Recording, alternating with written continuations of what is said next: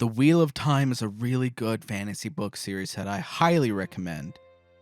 It is a little dry and the entire series is insanely long, but it's a very good story with, some parts that tend to drag on just a little bit, and it's good overall. It can be a bit of a chore to work through though. Amazon's adaptation of The Wheel of Time is something else entirely. I was going to tell you about how I've read most of The Wheel of Time so far. I'm on book 9 of 14, however that works out. And then I was going to go episode by episode, trying to say what I did like, what I didn't like, and just how I feel about the show going so far with each episode, what they did good, what they did bad. But here's the thing. I am 57 seconds into this episode, and they've done something that I don't know how to feel about. It's kind of weird. So there's this thing in the books called the One Power, and there's a idea that there's this person who will be the chosen one who's going to fight the Dark One at the final battle, and the chosen one is going to be called the Dragon Reborn because they named this one person the dragon because when he died, he destroyed the world. He broke the earth and caused a lot of damage and reset everything. So, they don't know in this first episode, 57 seconds in, they don't know if this person's going to be a boy or a girl. And I don't know how to take that line. It makes me question the writing, and I'm just gonna keep going. But I'm gonna be tainted by that one line throughout the rest of this video. So I don't even know if I'm gonna put a lot of effort into this. I've already decided I'm not gonna really chop up the audio as much as I usually do anyways. I'm just here. I'm stream of consciousness, and I will tell you about every episode that I watch, and if I drop it, I drop it, and I'm going to tell you why I dropped it. And if I drop it, that is basically me saying I don't recommend it. So, we will see where this goes. I will add something to the description so you can have like title cards and chapters, I guess. I don't know how much effort I'm going to put into this. I just finished episode 1, and I'm left with this feeling that if I hadn't read the books, and if I wasn't paying attention to differences between how they are adapting Eye of the World and maybe more of the books into a television show, I would probably be bored to tears. I would be bored to death. I would just stop. What they've done so far is they've made it seems, where Saidin and Saidar aren't a thing, which is the strangest adaptational choice, if I'm correct about this. Because it starts with that opening monologue I spent 3 minutes talking about, where they say, oh, the dragon might be reborn as a boy or a girl. And then immediately it cuts to Red Aes Sedai chasing a man who can channel and stilling him. And one of them says, this power is only for women, and when you touch it, you make it filthy. And then at the very end of the episode, when Moraine takes everyone out of the village, they're like, oh, by the way, maybe Egwene's the Dragon Reborn. And that just left me scratching my head and thinking, there's no way they got rid of the idea of the male and female half of the true source. That would be absolutely ridiculous. Who would do that in an adaptation of Wheel of Time? I don't know, but it looks like someone did, as far as I can tell. And overall, with this episode, I'll just say, here's how I would have done it, because I was bored to death up until 20 minutes in, and then after the 20-minute mark, I was bored again, and then at 30 minutes there was some intrigue, and then it took another 5 minutes for this giant battle scene to happen, and the battle scene was all right, but they did one thing that was absolutely This was another adaptational choice that I'm confused by. Nynaeve is dead. Why? Is she coming back? God, I hope she's coming back, because if you're actually adapting this whole series, you have to have Nynaeve come back and deal with Logain. They haven't gone into False Dragons and stuff yet, but like, did you not read the books? It's like, I really feel like if I were writing this episode, the main things I would do is I'd be like, okay, we need to have Rand, Matt, and Perrin all seeing this shadowy figure in their day-to-day lives while they're just minding their own business, and while they're with friends, and while they're introducing us to other people in the village to kind of show that they're close. And then, I don't know, have the battle scene, I guess. I think that the post-battle stuff where Matt talks to his dad and his dad is not Matt, where Rand talks to his dad and his dad is rambling on and on and on about random things and saying, oh, I found a child somewhere and blah, blah, blah, and Rand is not my birth son. I think that's kind of important. That would be pretty intriguing. That would be pretty interesting. I think that having Nynaeve around and all these other things would also be important. I think having the conflict that the villagers have after the battle with the Aes Sedai, who reveals herself as an Aes Sedai the moment she enters this town. After all this time of secrecy, there's just so many things, and I'm just left here thinking, this first episode, if you're gonna go from beginning to the point where they leave town, you had a roadmap for it. You should have stayed within the lines of the roadmap. You didn't have to add anything. You could have taken as much away from it as you wanted, but you had a really solid roadmap for an opening episode with a lot of intrigue. And that's, the first few chapters of this book called Eye of the World by Robert Jordan. It's the first book in the series called Wheel of Time, which is about how time is circular and never ending, and it comes and goes and blah, blah, blah. The main thing is, in this book, did you know that there is this thing? I basically call it the Force because it's like the Force, and it's split in two, and there's a male half and a female half, and the male half is tainted by the Dark One. And so when men channel with the one power, they lose their minds slowly. I really hope that no one got rid of this idea of there being a male and female half of the one power. That would be a bad idea. An even worse idea than killing Nynaeve off in the first episode. I mean, come on, what the fuck is wrong with you? Granted, I know how this goes, and I wouldn't be surprised if it's like, oh yeah, she somehow got away from those monster beasts, and now she's chasing them. But I think it would be funnier, and more engaging with an audience if you kept it kind of the same as the book, at least for now. And you can add your own adaptational differences and stuff, but everything added in here doesn't help me. I'm left bored, and it's just, I don't know. I'm not sure how much more of the show I'm going to be able to take on, because I don't know what other things are in store. If I'm feeling like they've already ruined how the one power works, how the true source works, how the Force works in this version of Wheel of Time, I don't have high hopes for the rest of it.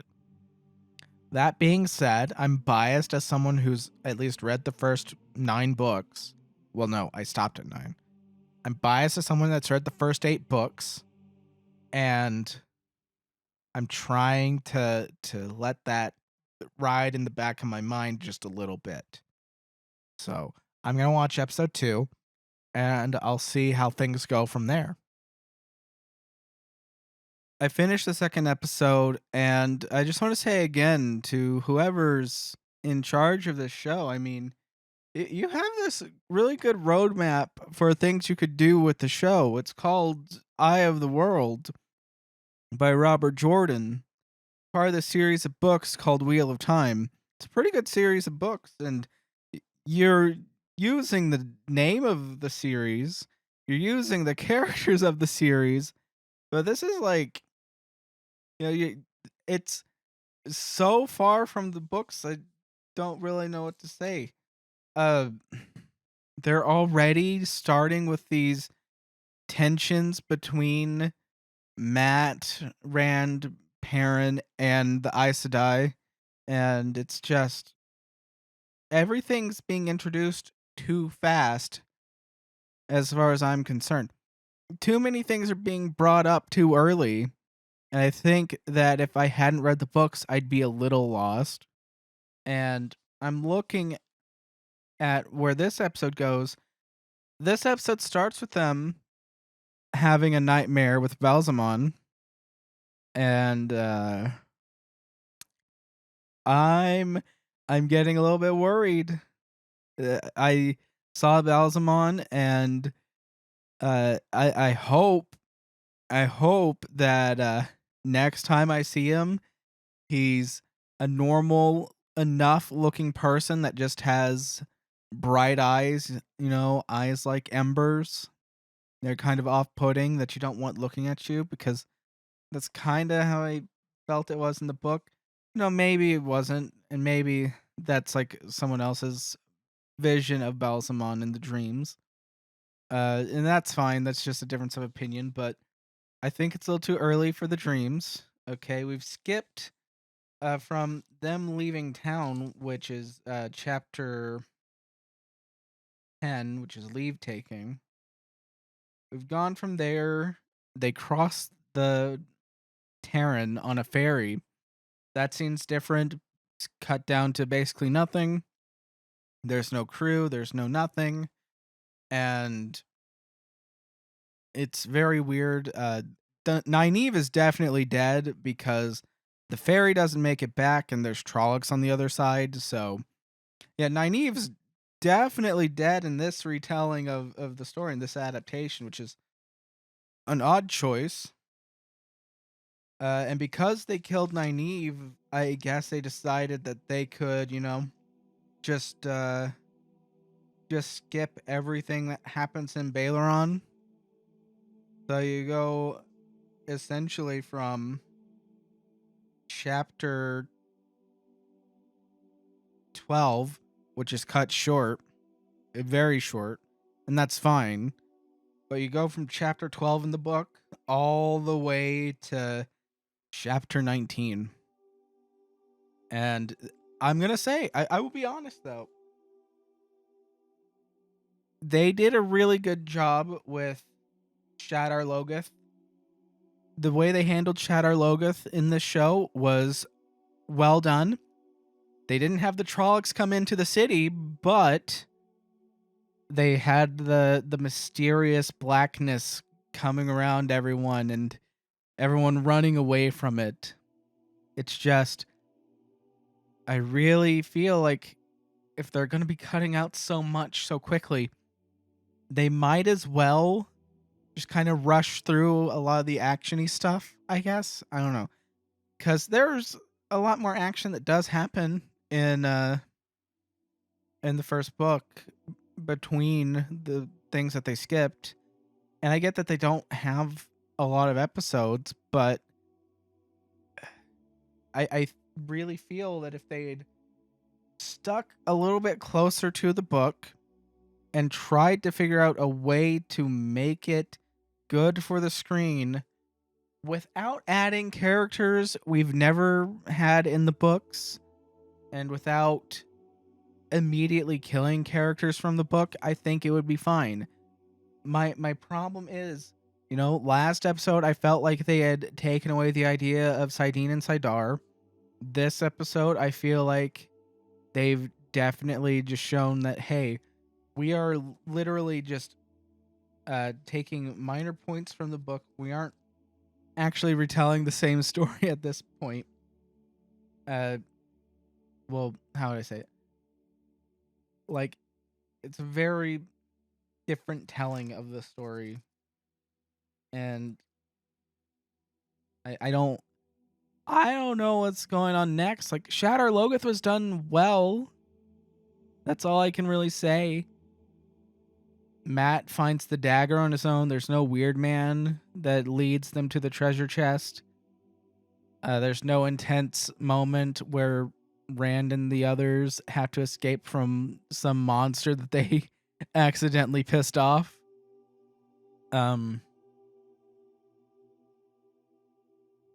They have this thing going on where Moraine's injured. She wasn't in the book. She's acting like Shatter Logoth was Land's idea and that it was a bad idea, but she's the one in the book that liked it. It's like, man, like, you can deviate from the source material, but you've gone so far from it that it's just a little much for an adaptation. I don't know, just stuff about it's not right. Something's off about it, and I don't know what it is. It's just everything's too grimdark, and I feel like they have this roadmap that I mentioned, earlier in this sentence, in this one track, that was written a long time ago. What year was this written? I have the copyright information here. It was written in page.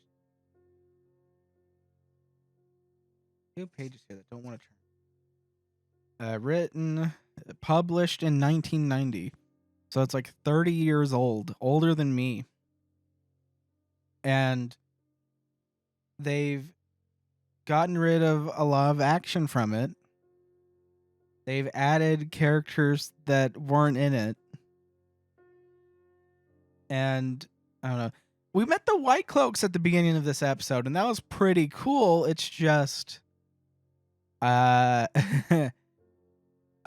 didn't know how to take the White Cloaks really, because they don't call the Aes Sedai woman they kill a dark friend. That was the one thing. They should have just called her a dark friend, is my opinion on that. But yeah, this episode, it was better than the first one, but it's still leaving me with all these things like, what's going on? Why are they changing this and that? When honestly, changing this makes it less of a conflict, makes it less tense, and I'm just scratching my head at the whole thing. So, I don't know. I'll see what the third episode has in store, I guess. Maybe I'm falling into the anime trope where there's a 3-drop rule. I don't know. I want to get to like more action. I want to get to more actual good stuff. But they've really, I really feel like by killing Nynaeve, they've really shot themselves in the foot. Unless she comes out of the rider's ass in the next episode or two. Maybe it'll be a 2-for-1. Who knows? I'll just keep watching it, I guess. I'll start skipping parts that get boring. I don't know. I'm 30 minutes into the third episode, and I wanted to pause it for a second. I'm gonna say, the show is not so terrible I want to drop it. The problem I'm having is that as someone who's read the books, I'm just watching the show and looking at it, and I'm thinking to myself, hey, writers, there's this great book called Eye of the World by Robert Jordan, part of a series called Wheel of Time, which you are making an adaptation of. I really think you should read it and think about how to best adapt it to the screen. And I get that there are things that you can't put on the screen. I get that there are limitations with adapting words from a page into something you can see on the screen, but I think they really messed up when they implied Nynaeve had been killed off early on, but in the book, Egwene snuck away with Rand and the other three when they left with Moraine. In the book, Nynaeve doesn't know that Egwene's run off and chases them down, using the ferry to get back across. That scene, yeah, the way they did it, okay, fine. You don't have to explain how Nynaeve showed up, but they skipped everything that happened in Baelorron. You don't have anything that happened between Rand and Min. You don't have that interaction with the White Cloaks, if I recall correctly. Maybe that happened in Camelin, but I'm not sure. That's just my memory slipping at the moment because it's late at night and I'm watching this TV show and the Wheel of Time spins and it's long. Okay, like this little paperback book right here. It is fucking 782 pages. That's how long it is. Okay, so yeah, you're gonna get things scrambled up and everything. But if you're writing a TV show based off of this book and the other books, and I don't think you're gonna get 14 seasons, but you could easily make the first 3 books into a season of a TV show that's really good and worth watching, and you could easily make the second 3 books a TV show that's really good and worth watching. But they've gone so far with like how they've forgotten to introduce characters at a certain point, or they've changed where the characters are introduced. They have so many things going on, and I'm here 30 minutes into episode 3. Perrin and Egwene have met the Tinkers, but they haven't met Elias. There's a perfect chance for them to meet him. They were running in this like desert area. It was super windy and they needed a fire. You could have had Elias show up there with the wolves and have him help make a fire. After they find these tracks that they're looking at, you could have Elias show up there and say, "Hello, my name's Elias. How are you?" And blah, blah, blah. Y'all seem lost. Just do something that isn't,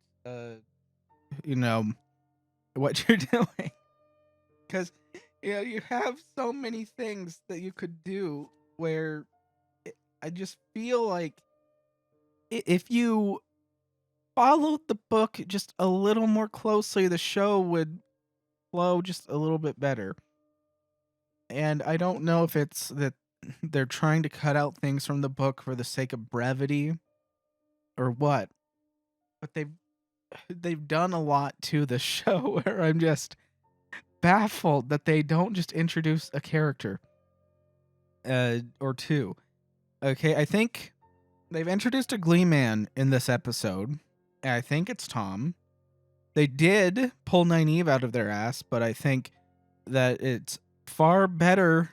I think the idea that Egwene is just some kid that snuck off with her friends and the wisdom has to go hunt them down, I find that a little bit more entertaining.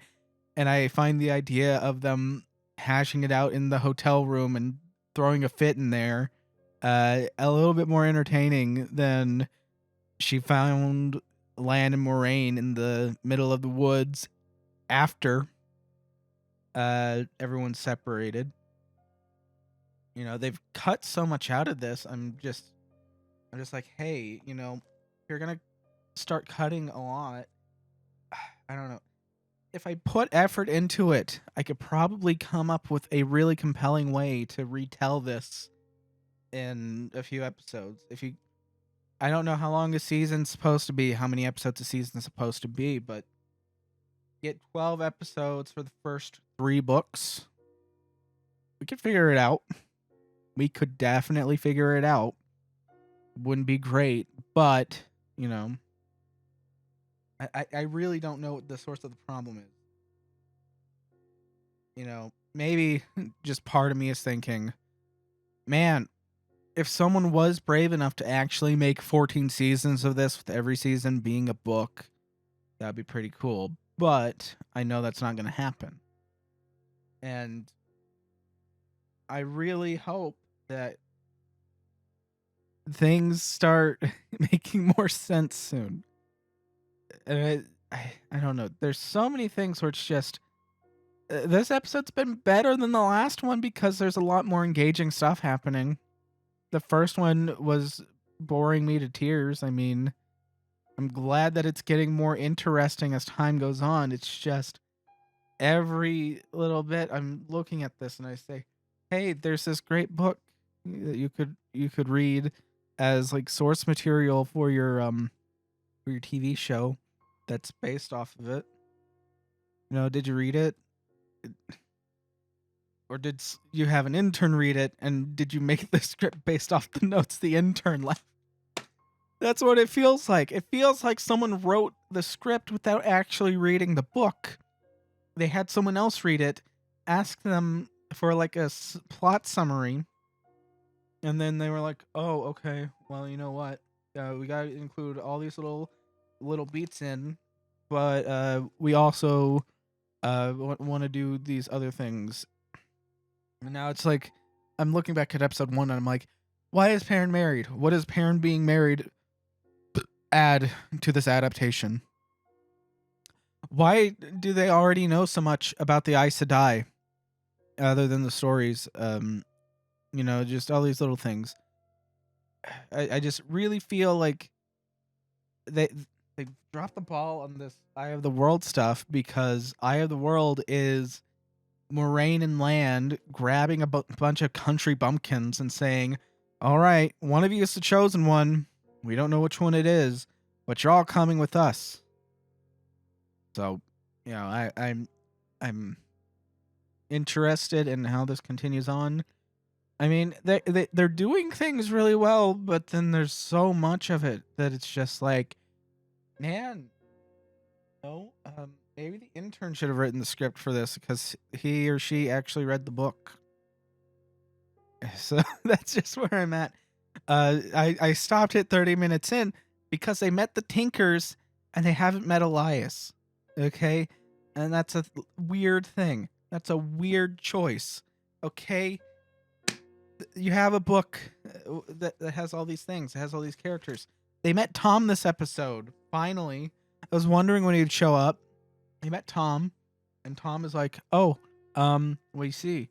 There's all this stuff going on, and I'm gonna steal your money." You know, he's a bit of a jerk in the book. He's a little bit of a asshole. Not like the worst person in the world. He's fun to be around, but he can give you a hard enough time. I don't know. A lot of it feels out of character so far. The song that he sings while playing guitar instead of flute, you know, that's another change. It's like, yeah, that's fine. I'm gonna keep watching it. I'll see where it goes from here, I guess.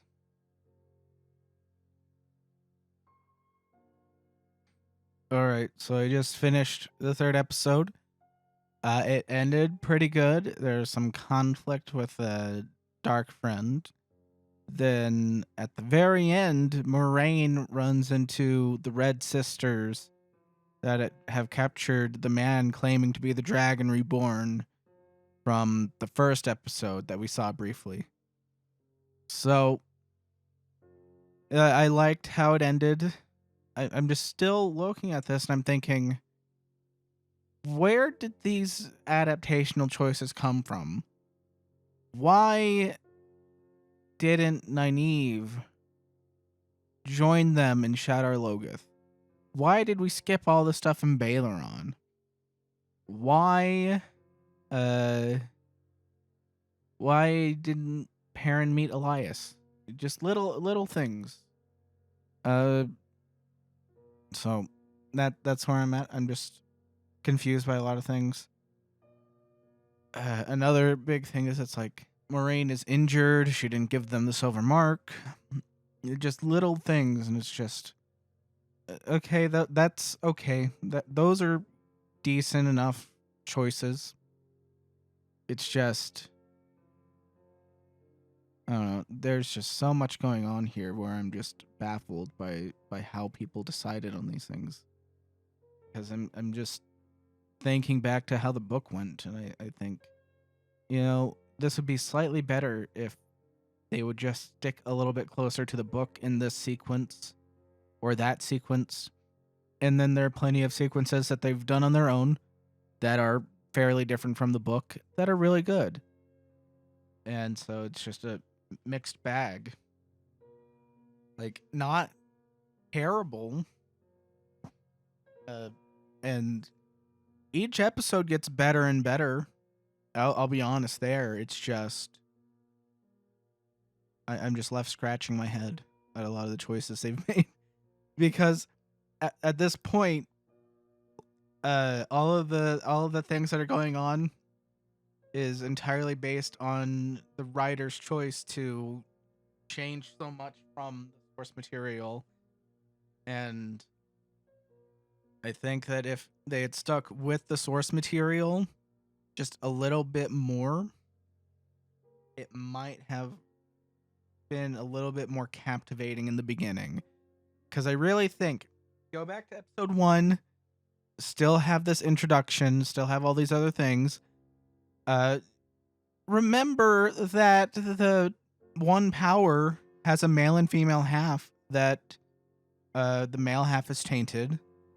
Have that instead of this, I guess, potentiality for anyone to be the dragon, because I'm trying to figure out where that came from too. And I'm just like, that because back in the 90s, gender fluidity wasn't really a thing. Gender politics weren't as much of a thing. I really think all the way up until the dead corpse that is Gamergate, very few people actually cared about gender stuff. And then that came up, and it got intertwined with so many other things that caused issues. I don't know. There's just all this stuff where I'm wondering, like, are they trying to imply that anyone could be the dragon, so that if they got the free reign to make a different series that's like, oh, the Wheel of Time, but in the modern day, because the Wheel of Time turns forever. I'm wondering what that would do. I'm wondering where that would go. I'm wondering where a lot of things are going, because a lot of this is just I don't know. It just really feels like the person that wrote the script didn't read the book. They had someone else read it for them, and they trying to retell the Cliff Notes version in a way that's good, when they need to tell the original thing in a way that's good. And it just starts at the first episode. You have way too many things that I feel would add a lot more tensions here, that would make it more engaging for the audience that hasn't read this book. Rand isn't Tam Althor's son. Well, that's interesting. Tam Althor and his wife found a boy on the hills of Dragonmount and brought him home. That's something. Other things that could bring tension, just having Tom Marilyn from the beginning would have been interesting, I think. Having Nynaeve chase them to Baeleron could have been interesting. And I'm just trying to figure out, like, where the choices came from to do all the things they've done so far. And I just really feel like a lot of the parts of the show that I don't like stem from the far deviation they've had from the source material, and I feel like adapting the source material a little bit more closely would have helped them out in the writing process, especially for the first episode. And then I think that would have helped going forward, because so many of these problems just stem from episode 1 uh, being very rushed telling of how Moraine gets all these country bumpkins out of their little village. And I don't know. The pacing's getting better. First 2 episodes, they had the issue of, well, we're going on too slowly, but we're also hitting things too fast. So I wonder if people got lost that hadn't read the books. You know, that's the thing I wonder. Like, I really think Moraine being injured doesn't need to be here.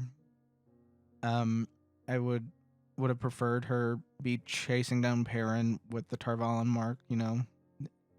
I there's just so many things about it.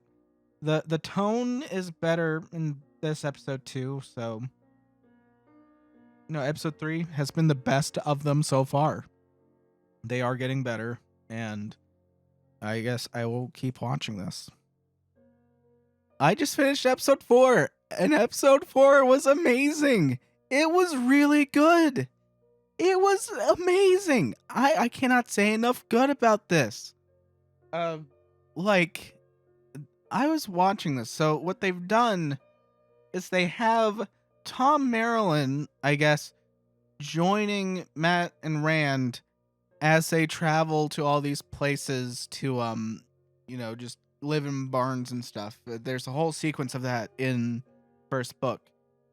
But then they have this other side plot that's not from the first book, because a lot of this stuff wasn't happening in the first book. They've changed a lot from the source material.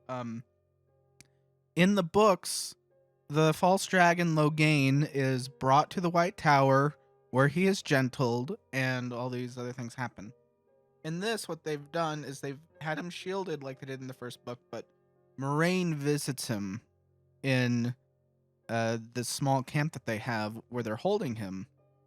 And at first, I was just thinking, well, this is just what they have to do, because they had to have an excuse to heal Moraine, because they injured her in the beginning. And then after that, they have to find a way to get everyone to the White Tower where all the other stuff happens. But what they've done, what I think they did, okay, because I'm still standing by someone didn't the writer of the script, I don't know if he actually read the book. I really do feel like he had someone else read the book for him and is trying to adapt what notes they gave him. Okay, if he actually read the books, okay, don't say that I'm wrong, because that's just what I've felt like this entire time. They have mentioned that it is specifically the male half of the one power that is tainted, and this whole time, this entire episode, what I was thinking was, this is book 6. Book 6 of the Wheel of Time. Of the 9 books I've gotten into, 8 or 9, I don't remember. Book 6 was the best one. It was my favorite one, and it builds up this giant climax that requires you to have read all of the other ones. I guess the best way to explain it, the first 3 books are all really good, self-contained stories. Then the 4th, 5th, and 6th ones are a really, really long narrative that builds up to this giant ultimate climax that I don't want to spoil. But this feels like they're taking the end of book 6 and the giant battle that happens there. They've taken out everyone that can channel except for Logain. who they haven't stilled yet, and they're just making a giant battle at an Aes Sedai camp where they're holding a false dragon, which is what happens in book 6. Kind of. And book 6 is just really good. It's my favorite one that I've read. And it's just amazing what they've done here. They've actually like pulled something off that was very, very gripping, very entertaining. Nynaeve is now confirmed to have the one power. And apparently, because of the way this one is going, she could be the dragon. Maybe she's the dragon. Ooh. What if she is the dragon? Ooh. She's not the dragon. The dragon has to be Rand. Okay, the dragon is going to be a man that can channel the male half of the true source because that's the side that's tainted. That's just how it is in the books, and that's how it's got to be. But yeah, it's like I'm wondering if anyone read the prequel book, because the prequel book goes into this, and that one is really good. It's called New Spring. And in that one, they go into the prophecy that is a boy born on Dragonmount is the dragon reborn. They know this. And I really think that if they started with that being the prophecy that started all of this, even though it's a prequel book, and anyone that read Wheel of Time first will not, Eye of the World first will not know that. Also, if you read New Spring, I would say definitely read it after you hit Lord of Chaos, because books 7, 8, and 9 are where things slow down a lot. And it's not boring. It's just slow, and there's a lot of things to keep track of. I didn't even finish 9, so I got started with it, I dropped it, and got lost trying to pick it back up, which is why I'm re-listening to all the books. I'm on the second book. I'm wondering if by the time I get to book 6, I'll be listening at 3x speed. That would be pretty funny. It just took me 10 hours to finish the longest one. But where was I? Oh yeah. So yeah, they've got this climactic battle at the end of episode 4. They've got just all these things going on. They did this really cool thing. They have Matt and Rand staying in a barn, and when they wake up, the entire family has been killed. And the way they set it up, for someone that like hasn't read the books, and even for someone that's watching this that has read the books, it seems like they're trying to imply Matt killed all these people. And then there's a fade. But in the books, they met the fade in a bar. So that's a decent adaptational change. I'll take that. I really enjoyed it. I really enjoyed this one. I'm absolutely blown away. I mean, I give this one all the praise in the world, because I mean, if you can get through the first 2 episodes, this series is getting really good as a TV show. I feel like there's enough going on that they've explained that you will understand what's going on.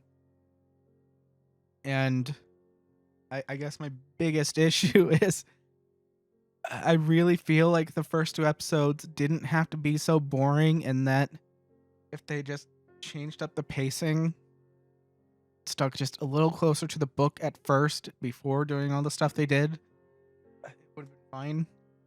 Like the deviations I'm talking about, no, it's like all this stuff where it's like at the very beginning, we don't know if the dragon is going to be a boy or a girl. Just stick with the books. You know it's going to be a boy.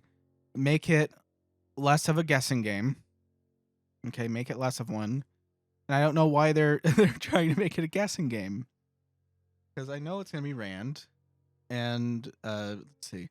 I'm also not happy with Balsamon. I really, really feel like the best way to handle him is to make him just look like a normal dude, and have him just kind of be there in his dream. The dream sequence they did in this episode too, that was really good. All of this episode, it was really good, and the writing in it was great. Like they did a phenomenal job. But I'm just looking at this as a whole now, and I'm thinking back to the first episode. Why not follow the book for the first episode just a little bit closer? I don't know that it would have taken anywhere near as long. Like you don't have to. It would have taken just as much time to have Rand, Perrin, and Matt see shadows. You could have still introduced a bunch of the villagers that are going to be important later. You know, like Nynaeve and Egwene. Could have introduced them. You could have had Moraine and Land show up, not knowing that Moraine is Aes Sedai. And then you could have had the whole fighting scene happen the way that it did in the show. Have Nynaeve escape from the one Trolloc that took her away already. And then there's just a lot of ways that would be better. It's just, I feel it's more engaging if there's this whole thing where Egwene's not supposed to be with them at first, but okay, we'll take her. Nynaeve finds out that the Aes Sedai has spirited away some of her villagers, and she's gone to hunt them down. Well, that's interesting, isn't it?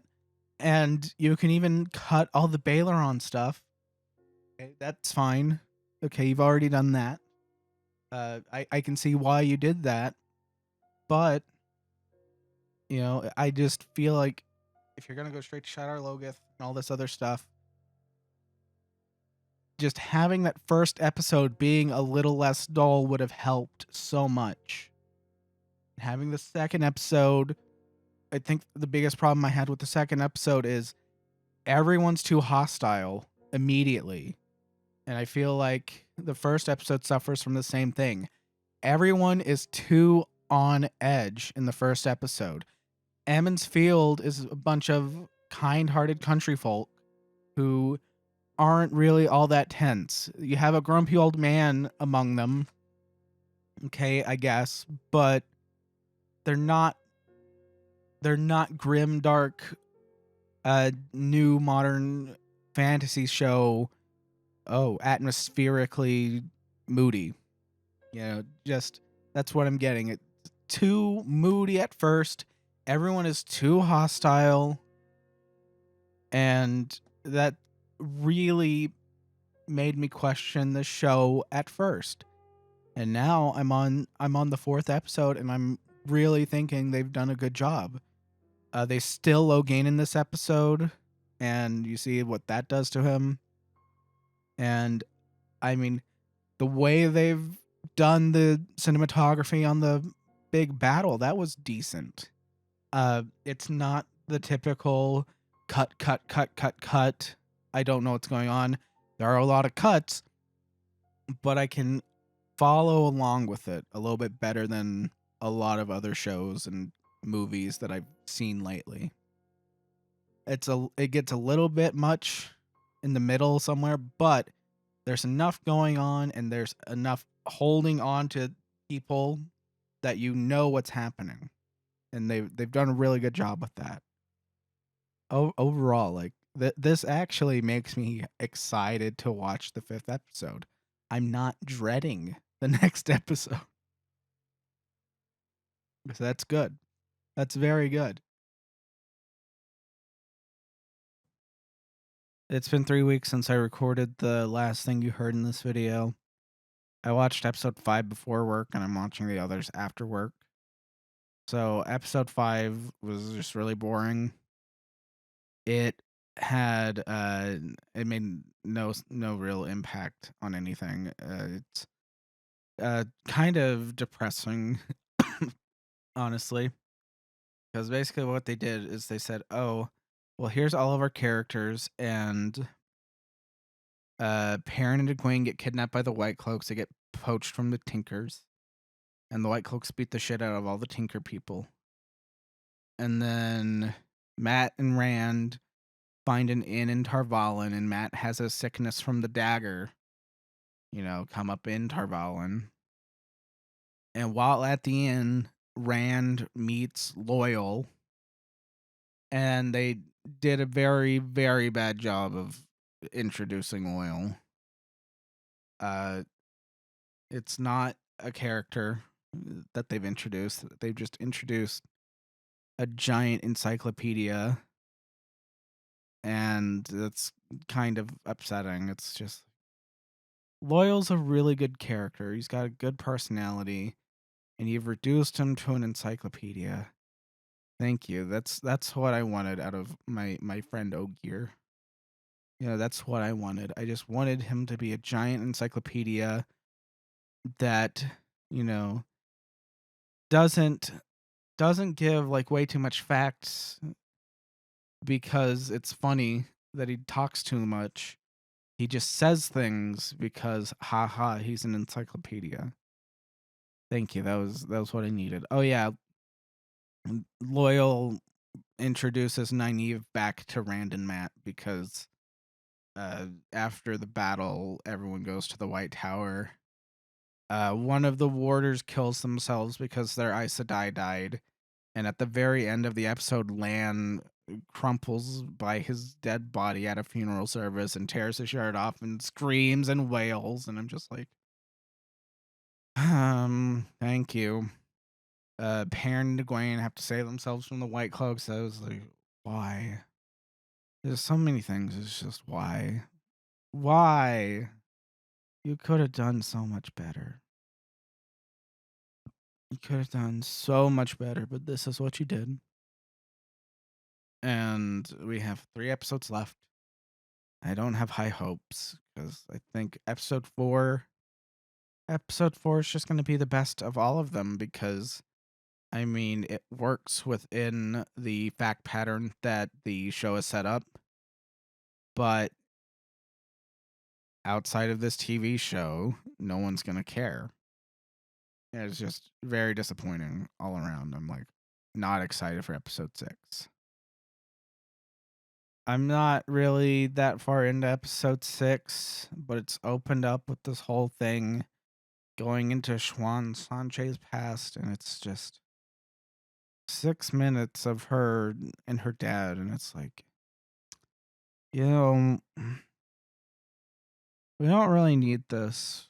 I mean, it's not really adding much of anything. We don't know who this person is. If you don't know who it is as someone that's read the book, it's probably like, why are we looking at this girl?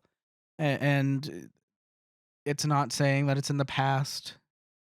You would only know it's in the past if you read the books, and it's just like, wow. Thank you so much for doing this. It was very important that we had this moment with Schwan and her one-armed dad. Yeah, that mattered, That was super important, I know. And we couldn't have spent that time developing something else and referencing something else from the books, from the actual first book. We couldn't get better plot intrigue or anything. We had to just go into backstory. That was just super, super important. So I'm gonna keep watching this episode, I guess. It's a downhill spiral from here, and I just kind of want to read the end of the 4th book at this point. Because the sooner I reach the end of the 4th book, the sooner I get back to rereading Lord of Chaos, and then actually finishing Winter's Heart and actually finishing the rest of the series, in literature form, one way. This show is just, it's just falling apart at the seams. It can't hold itself together. It didn't tie off very well, I don't think.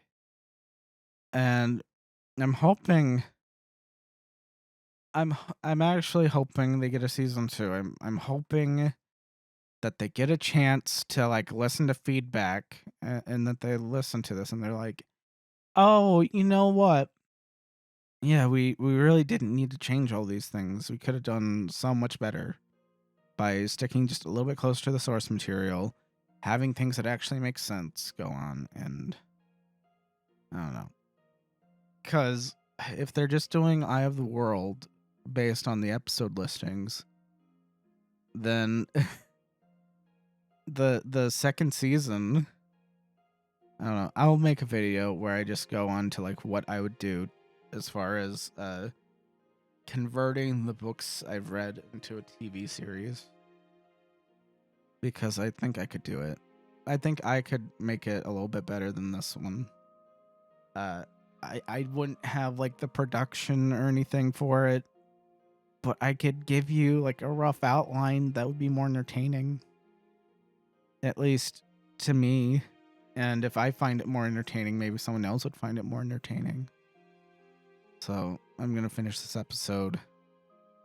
These will just progressively get more and more low energy as time goes on, because there's no topping episode 4, I don't think, because episode 4 is just like, oh hey, here's a thing from the 6th book, which is my favorite book.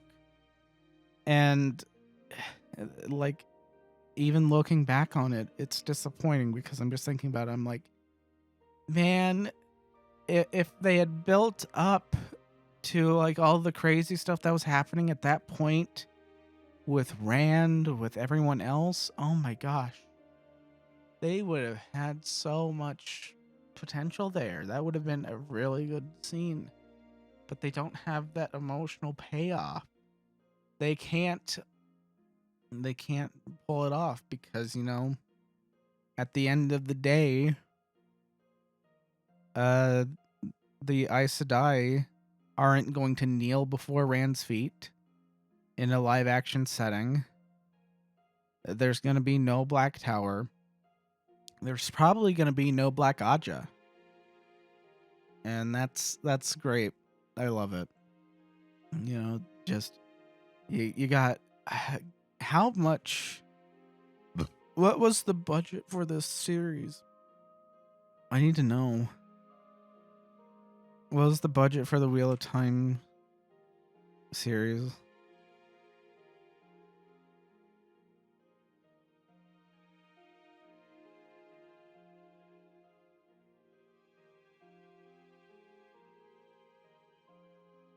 Okay, all of these articles from November saying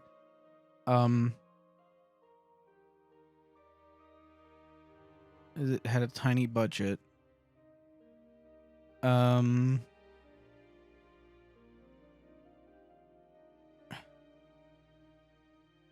It had the top 5 biggest openings ever.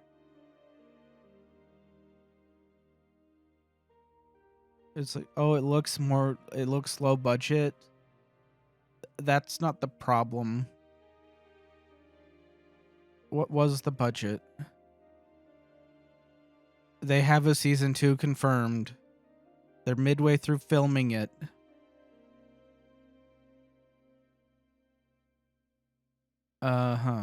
But what was the budget? I can't, they're not telling me what the budget was.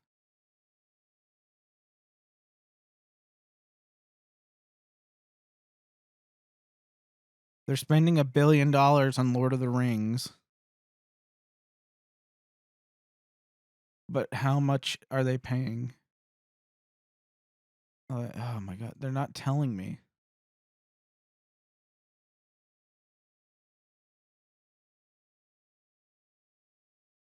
$15 million an episode.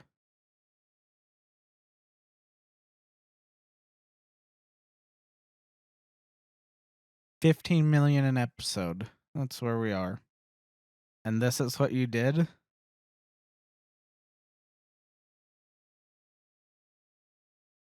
What's 15 times 8? Well, 15 times 4 would be 60. And then 60 times 2 is 120 million. So yeah, $120 million with this series. And you could do this. I mean, wow. Give me $120 million, and I will, I will give you a pretty good show if I can find the people that are dedicated enough to it. Jesus, $120 million show. Where'd the budget go? I'm 25 minutes into episode 6, and I just want to say, the dagger that Matt picked up from Shatter Logoth, Moraine cured him completely and entirely of its taint on him. So yeah, he doesn't even need to hold on to the dagger anymore. It's just cured. And in the books, that took like 8 people, maybe more. And it also took the use of a very, very powerful ter'angreal, which is just like, I don't know, it's the thing that makes the magic more powerful. But no, we don't need that here. We don't need that here. We just need to like resolve the problem very quickly. We can't like string along this conflict as it was in the book. That wouldn't be entertaining at all. There's so much potential just thrown out the window. And for what? No reason, really. No reason. Oh yeah, and they did the thing with the tone where it's like Rand is gonna strike at Moraine because he thinks she's gonna kill Matt because, oh no, he's not channeling. He's just sick. He's got a fever or something, blah, blah, blah. Honestly. Man, in the book, they were just so happy that she was there to help cure him. I mean, they'd been separated for so long, and they were just piled up in an inn, and they're like, oh my god, Matt's terrible right now. Moraine, you've got to do something. And nope.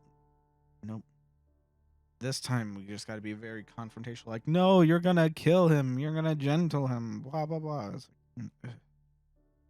It's awful. It's awful. Anyways, I got half an hour left of this to go. Yay! Yeah, so I finished episode 6, and it's like, what are you doing? Why? Why are all of the things happening so suddenly?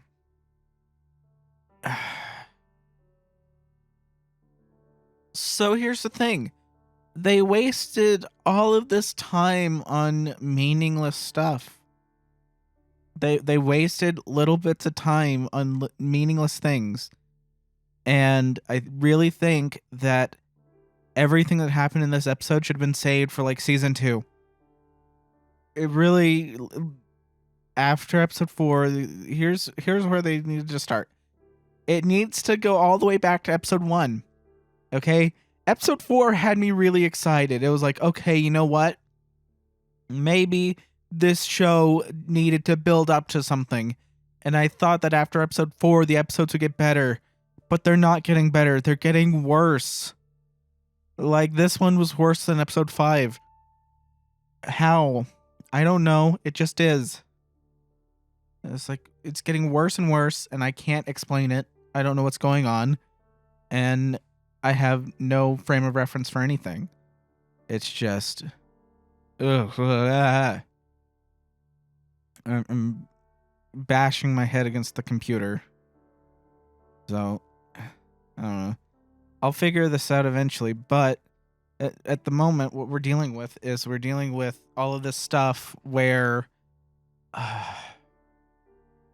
they revealed everything all at once. They had the Oath Rod in this episode. They cured Matt of his crippling, deathly illness, and he was...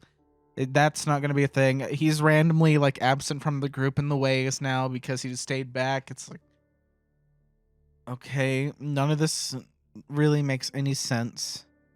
I don't feel any tension. And I'm just like, wow, they've got season 2 coming up. I have 2 episodes left of this. What am I going to be able to get from these last 2 episodes? I don't know. These last 2 episodes, I don't know what to expect.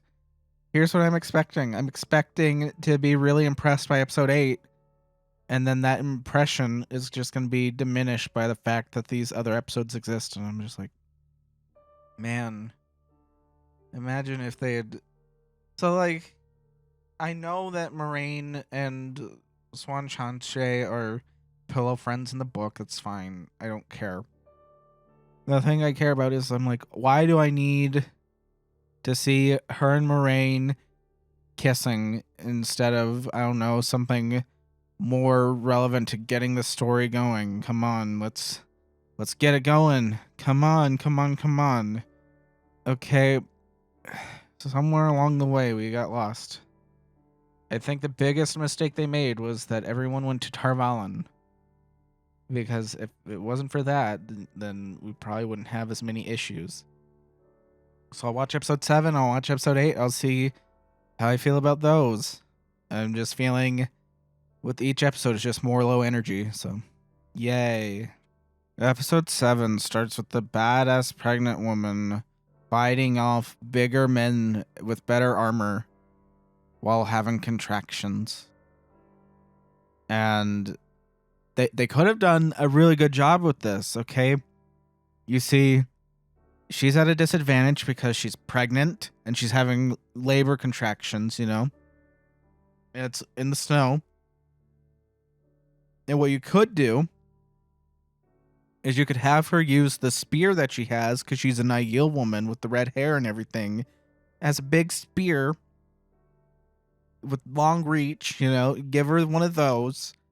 And then when she sees the big bad men come near her, well, she has the ability to see the holes in their armor because she's an Aiel, and Aiel are dangerous. Give her the training advantage, not necessarily the strength advantage. And she can just go yeet and just yeet all the people and stab them. But instead, no. We're going to have her be a big, strong badass who can break free of a man's grip just by biting his thumb. It's like, that's not how it works. That's not how it works. I don't believe you. I don't believe you when this scene is happening. I just don't. It ends with her like ripping her pants open to have the baby. It's like, okay, yeah, sure. You know, there's a reason that they kept this kind of a mystery in the books, I think. I don't know. Maybe they tell the story in the books because I haven't finished all of them, but I'm just like, hey, you know, I know that they reference that Rand's mom was a maiden of the spear, and they say that she went into the last battle that they had, and she was lost as well as her child, and that he's probably her child, you know. And she's not actually Aiel, she's just something. It's convoluted and complicated. They just talked about it in book 4. And I think this sort of thing, you know, would also have more impact if you like introduced it after Tam Althor has told Rand, oh, you're probably not my biological son. You're actually not my biological son, blah, blah, blah. But it would also have more impact when Rand goes to the Aiel Waste and goes to Roydon and says, I'm going here and I'm going to become the Koramor and he who comes with the dawn and all the other things. I'm going to do all of the prophecies. And that's how he's doing it. He's doing all the prophecies. The Karakarn.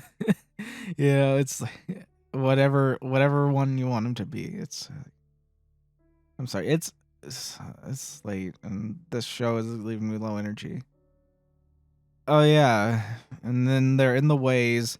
They're having all this sappy drama because Matt stayed behind. He stayed out of the ways. And I was like, why did he stay out of the ways? Give me a good reason for why Matt stayed out of the ways. Jesus. And then in the ways, they're like, oh, Ma Chin Chin's somewhere. You know, it was very scary. And Nynaeve protects everyone from Ma Chin Chin. Great. That's what we needed. Uh, just everyone's already a badass with no training whatsoever. Where have I seen this before? Oh yeah. And it's like, man, so much of this would be fine if you just, I don't know, maybe spend less time with Moraine Kiss and Swan Chanche, less time with the recaps, and less time with these little nothings. Get rid of that whole scene where Rand is born. It's implied that it's Rand being born, get rid of that scene. And replace it with like stuff that's relevant to the current story. That would be preferable. So yeah, that's great. Thank you. This is so much fun. I'm enjoying this 7th episode so much. It's better than episode 6. It's better than episode 5, but wow. Everyone's a badass, aren't they? Everyone's a badass. Oh yeah, this is so stupid. I forgot to mention it at the end of the last episode. But horses can't travel the ways. Because, that makes sense. That makes so much sense. We would want them to have horses when we get to the points in the story where they use horses to travel the way. I mean, what would the point of that be? Why would we want the potential for anything entertaining to happen in the future? Let's just say that all the bad stuff will happen and then just eliminate the problem, We'll start a conflict and then we'll resolve it immediately. It won't be like a permanent thing. The reason they introduced Ma Chin the first time is to be like, oh, by the way, we're coming back to the ways like constantly. And this is going to be a looming threat, okay? Ma Chin is just literally like an instant death kill. Is like the enemy in the video game that just touches you and it's like instant death. Ta-da. And it's invincible too. So avoid it at all costs. Forgot what it's called in Kid Icarus Uprising, but it's that enemy. There's an enemy that's like an insta-killed enemy. And Pit is like, oh my god, that's so unfair. And they know it's unfair. They just laugh at you for it. Yay. It would be so much fun to have conflict, but we can't have conflict. All conflict has to be resolved.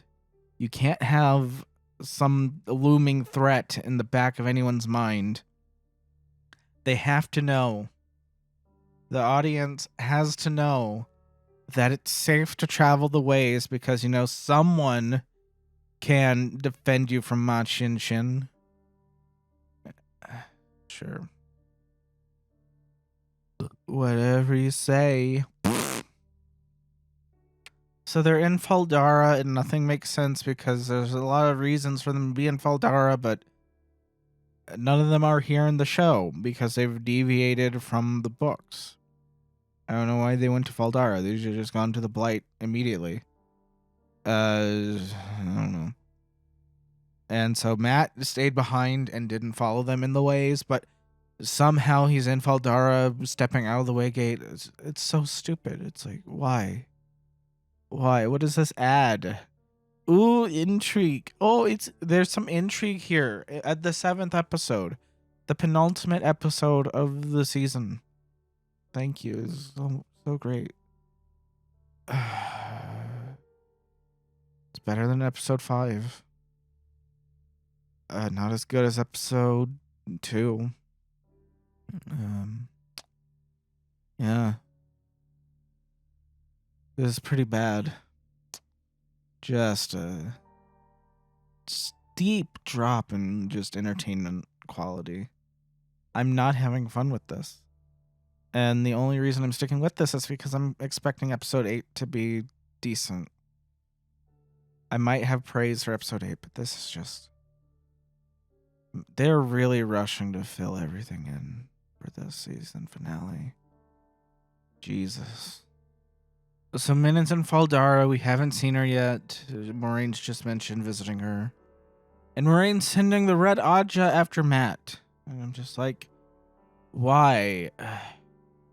This is so fucking boring. It's just boring. Just get to the end already. That's what I'm thinking. I'm just like, wow. This episode cost $15 million. Was it all spent on the camera? What was it spent on? Oh, the makeup, the CGI. What was it spent on? Seriously. Like, Jesus, this is so boring. You can have talky bits that are not boring. You can do things that are not boring. You can be dynamic. You can have fun with this. But it's just so boring. And it's like, I mean, if I wasn't trying to compare and contrast this to the books, I don't think that I'd be sticking with it. Because it's like, I think I'd be completely lost as to what was going on if I hadn't read any of the books. So that's where I'm at right now. I'm just completely lost. I keep pausing the episode because there's just something else to comment on every moment of it. It's like, why are you doing this? Why is it being done in such a boring way? Couldn't you just make this a little bit more entertaining for my sake? As just a part of the audience, you know, just make it a little bit better, you know. Not asking for much, just give me something to latch onto. And I guess what they're really hoping you latch onto is this idea, ooh, anyone could be the Dragon Reborn. Ooh, it's spooky. Who could it be? I'm like,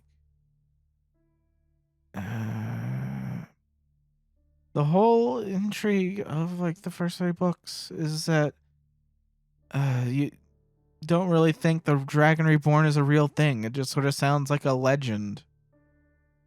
Besides that, throughout the entire first book, you know, like at first you're just like, oh, that's just a legend. That's just a myth. That's not a real thing. But also Aes Sedai are real, and they're also kind of legends and just myths. And Trollocs are just fairy tales, and they know maybe the dragon's a real thing. Ooh, that's interesting. And then in a dream, Satan literally tells Rand, hey buddy, guess who you are? You're Luz Theron Telamon Reborn. Isn't that cool? And instead of that, we're dealing with like, ooh, oh my god, that person could be the dragon. Oh, that person could be the dragon. Oh, that person could be the dragon. Oh, that person could be the dragon. Oh my god, it's who could it be?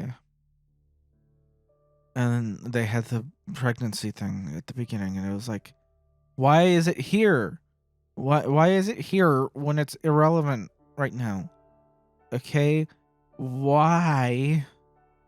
Why can't we wait for that? Can that scene wait until Rand hears the story about his mom? You know, can that wait till then? Well, you know what? He goes to Roydion and he sees his mother fighting while pregnant. And, you know, that's pretty cool. Wouldn't that be so much better than, ooh, here's this person you haven't seen. She's a pregnant woman with red hair. We know someone that has red hair, but you can't guess whose mom it is. Ooh, isn't that so cool? And then she was so badass while pregnant and having contractions that she could like fight men in hand-to-hand combat, like at really close range, instead of, you know, using a spear and poking at holes in their armor to keep them away from her as she's going into labor. Just make me believe this happened. Just make me believe it. You know, I feel like if Robert Jordan was writing that scene, he would have been like, yeah, she just stabs him with the spears because she can from far away. She knows how to use it. She's trained to be super deadly, and you better be scared of her. You better stay away from her because she will figure out where the gaps in your armor are and just stab you, and you won't know what hit you. Just do something like that. That's all you have to do to make it a believable scene. And it can be very tense still because she's having contractions. She's about to go into labor. That sort of thing. Great. Great. We don't need to make sense. We just need to look cool. So after stringing us along and making us ask who is the dragon reborn, they tell us it's Rand. And Rand goes to Moraine and says, "Oh, I'm the dragon reborn. I accept who I am and what I am. And that's fine." That's not fine. This show has shot itself in the foot. Seriously, you can't do this and expect the rest of the show to go well. Season 2 is going to be terrible because Rand accepting that he's the dragon reborn so early on. No, that's antithetical to what Wheel of Time was. Wait until he channels, then you reveal, oh, Rand's the dragon reborn. But oh no, he channeled before. You just didn't see it. We just didn't animate it then. Thank you for being ridiculous. My God. Like, no, don't do this. Don't play this game with me. It's ridiculous.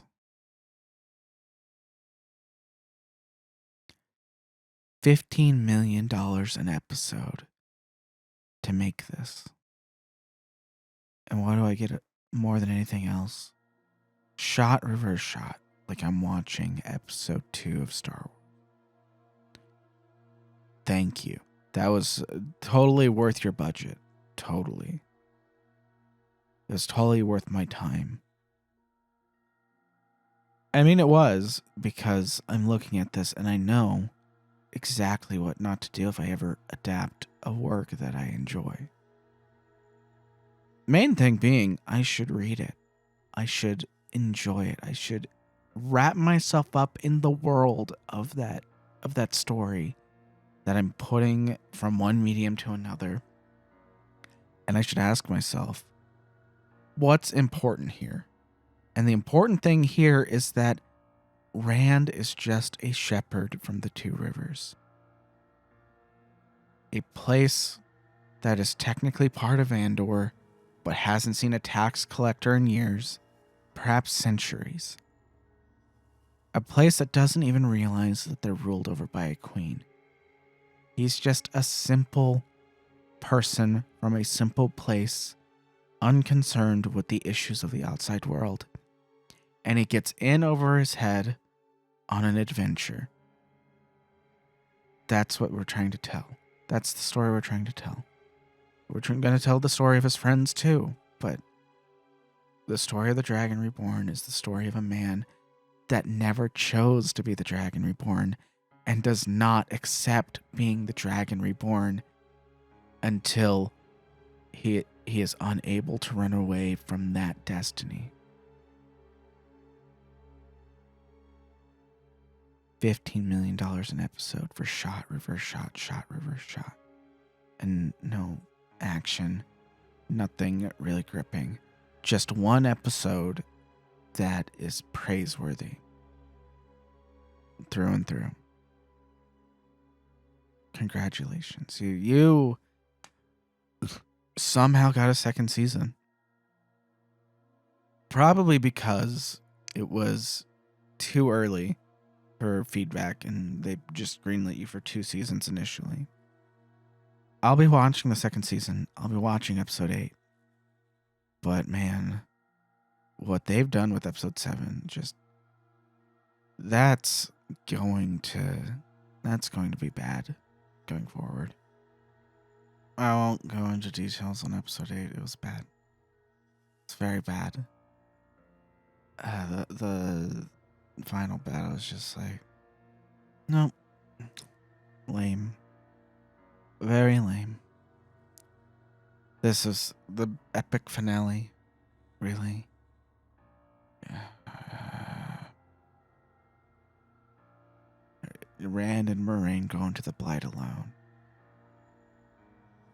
And then Balsamon takes him in and is like, oh, there's all these nice things.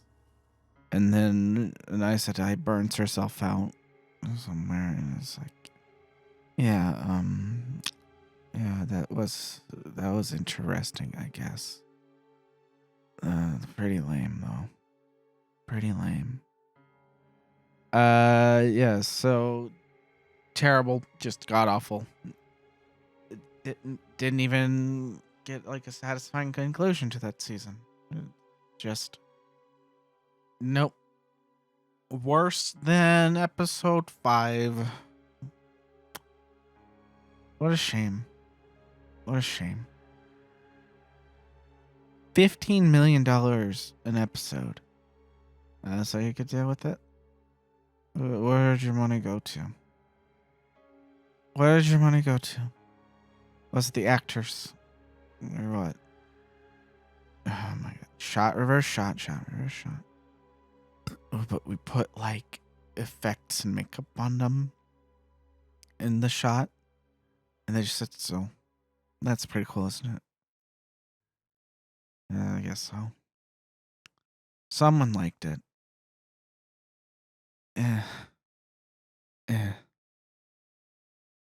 Anyways, I'm gonna wake up and then I'm gonna make my video about how I would have done my 8-episode version of Eye of the World by Robert Jordan, which is the first book of the 14-book long Wheel of Time series. 15 if you count the prequel. That isn't absolutely necessary, but who's counting anyways? I mean, it's just on the back of the cover right here. See, listen. You had the book. It's right here. All 800 pages of it.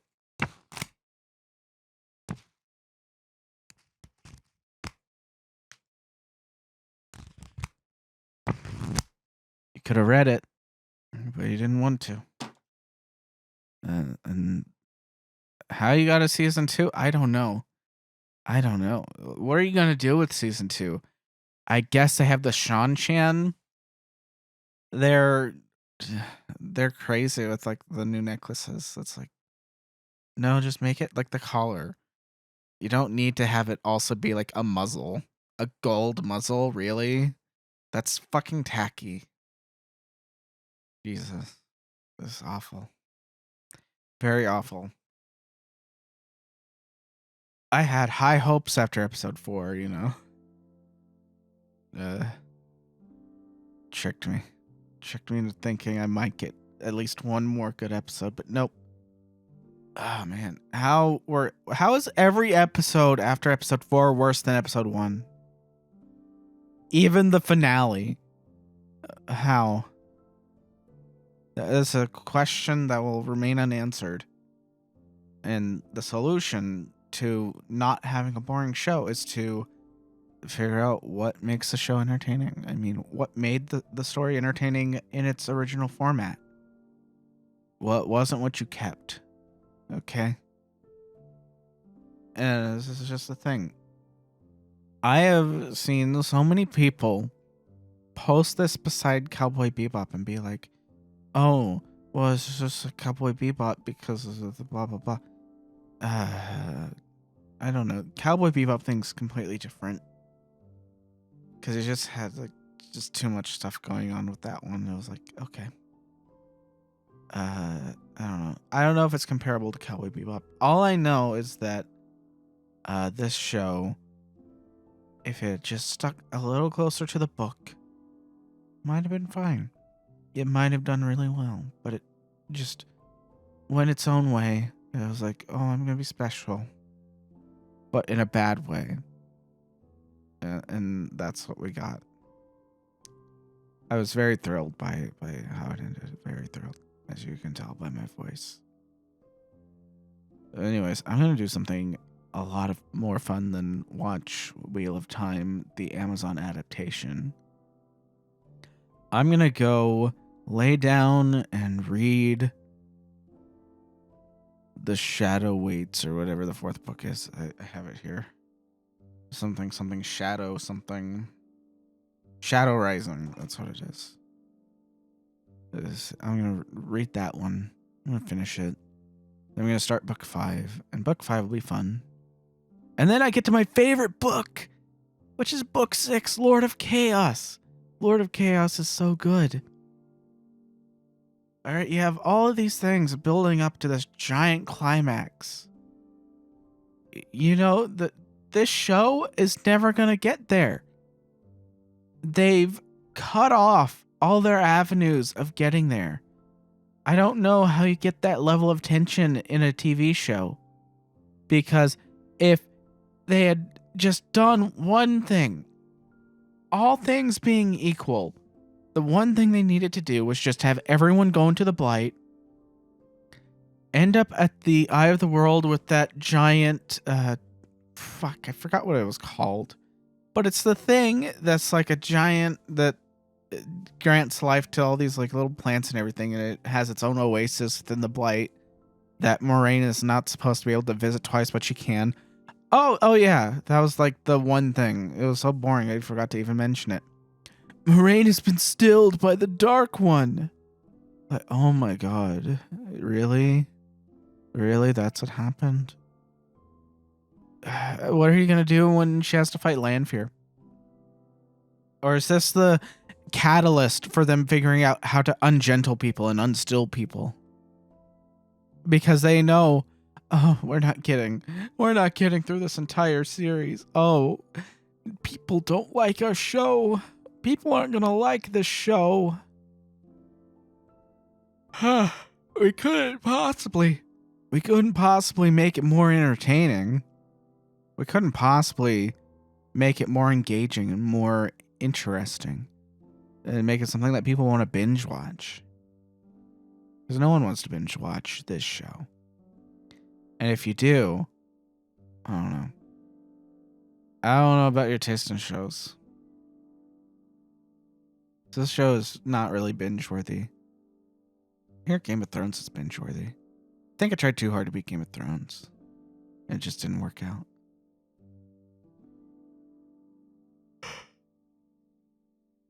Let's see. I give it a 4 out of 10. 4 out of 10 for people that need a number score. That's what I give this series. I think that's fair.